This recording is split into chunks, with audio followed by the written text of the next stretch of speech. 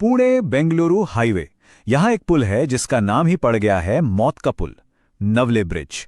सोचिए, दशकों से यही इसकी पहचान रही है। लेकिन अब इतने सालों के हादसों और तकलीफों के बाद लगता है कि उम्मीद की एक किरण जगी है। तो आज हम यही समझने वाले हैं कि कैसे आम लोगों के दबाव और एक बड़ी मीटिंग ने इस खतरनाक जगह के लिए एक पक्के सल्यूशन का रास्ता खोला है। चलिए पहले ये समझते हैं कि आखिर दिक्कत है क्या। देखिए, कई सालों से नवलेस पुल का मतलब सिर्फ एक ही चीज रहा है, एक के बाद एक होने वाले भयानक हादसे जिनका कोई अंत ही नहीं था। ये सिर्फ एक पुल नहीं रह गया था, बल्कि उन हजारों लोगों के लिए रोज के डर की वजह बन गया था जो यहां से गुजरते थे। हर कोई बस यही सोचता था कि क्या वो सुरक्षित दूसरी तरफ पहुंच पाएगा। तो सबसे बड़ा सवाल यही उठता है कि आखिर इतने लंबे समय तक इस पुल को ऐसा खतरनाक क्यों बने रहने दिया गया? क्या इसके डिजाइन में ही कोई बड़ी गड़बड़ी थी, या ये सिर्फ अधिकारियों की लापरवाही का नतीजा था? ये वो सवाल थे जो सालों से गूंज रहे थे और अब इनके जवाब की मांग बहुत तेज हो चुकी थी। इतने सारे हादसों के बीच एक घटना ऐसी हुई जिसने सबको हिलाकर रख दिया। एक मां और बेटी की बहुत ही दर्दनाक मौत। यह सिर्फ एक और एक्सीडेंट नहीं था, ये वो टर्निंग पॉइंट था जिसने सालों से दबे हुए गुस्से को एक आग में बदल दिया। ये वो पल था जब लोगों ने मिलकर कहा, बस अब बहुत हुआ।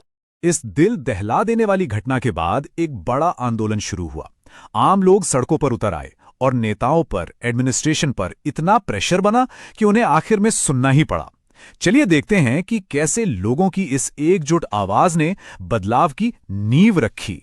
यहां दो तरफ से दबाव बन रहा था।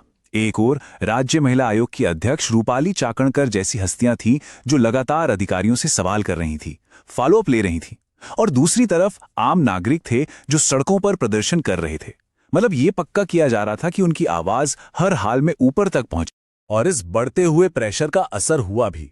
देश की राजधानी दिल्ली में एक बहुत ही जरूरी मीटिंग बुलाई गई और यहीं बंद दरवाजों के पीछे नवले पुल के भविष्य पर एक बड़ा फैसला लिया जाना था।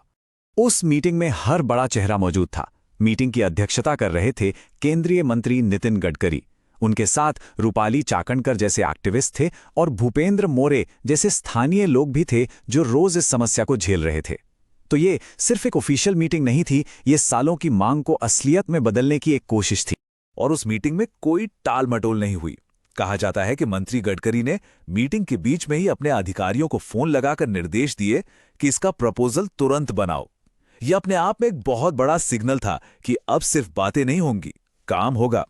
लेकिन जो प्लान अप्रूव हुआ वो सिर्फ एक नया पुल बनाने तक ही सीमित नहीं था। नहीं, ये एक पूरी स्ट्रैटेजी थी जिसे इस तरह से डिजाइन किया गया था कि प्रॉब्लम को जड़ से खत्म किया जा सके, ताकि ऐसी गलती दोबारा कभी ना हो।